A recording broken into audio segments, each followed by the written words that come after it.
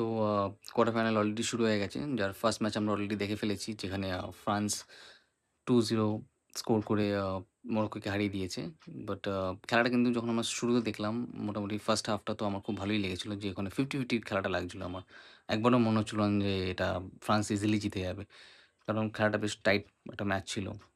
যেখানে রেফারিকে আমাকে অ্যাপ্রিশিয়েট করতেই হবে। কারণ রেফারিটা কিন্তু আমরা আমরা যদি একটু লক্ষ্য করে দেখি ম্যাচটার মধ্যে অনেক ছোট, ছোট জায়গায় মনে হলো যেন ওটা ফাউল ছিল, ওটা ফাউল ছিল, দিল না।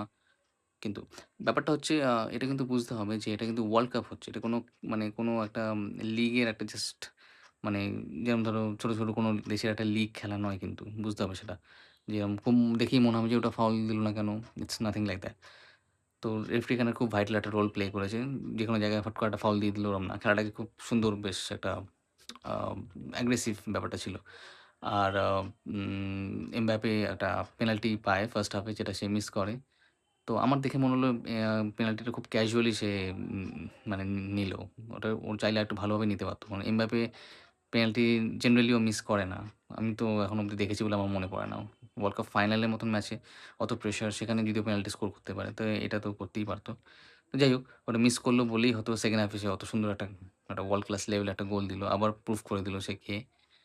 তো মেসির সাথে ইকুয়ালাইজ হয়ে গেল ৮ টা ৮ টা গোল। আর তার সাথে, সাথে ভুললে চলবে না যে ওসমান ডেম্বেলে সেও একটা বেশ ওয়ার্ল্ড ক্লাস লেভেলে একটা গোল দিল। তো ওরাও খুব ইজিলি সেমিফাইনালে চলে গেছে। এবার ওদের যে অপোনেন্ট সে আজকে ডিসাইড হবে যেটা বেলজিয়ামের সাথে স্পেনের খেলা। তো আমি চাইছি স্পেন যদি কোয়ালিফাই করে তাহলে ফ্রান্সের সাথে আমরা স্পেনের সেমিফাইনালটা দেখতে পারবো। তো ওটা খুব একটা মানে মাউথ ওয়াটারিং একটা লেভেলের একটা ম্যাচ হবে। তো দেখা যাক কি হয়। আজকের খেলাটা দেখি। তাহলে দেখা হচ্ছে তাহলে পরের ভিডিওতে।